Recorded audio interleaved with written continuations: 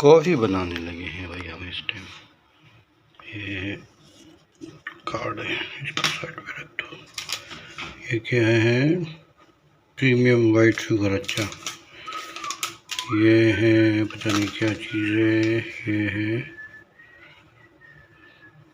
Moment to business, Lipton वालों का है ये। वही है लिप्टन वालों का ब्लैक टी और ये ग्रीन टी।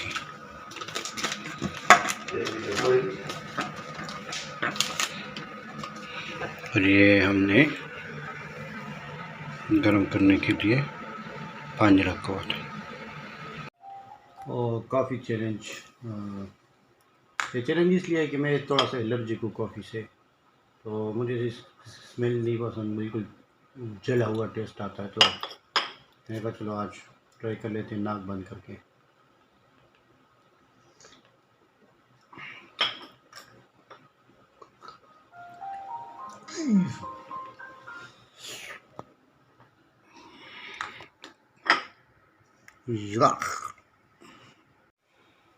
न छेड़ो हमें, हम सताए हुए हैं।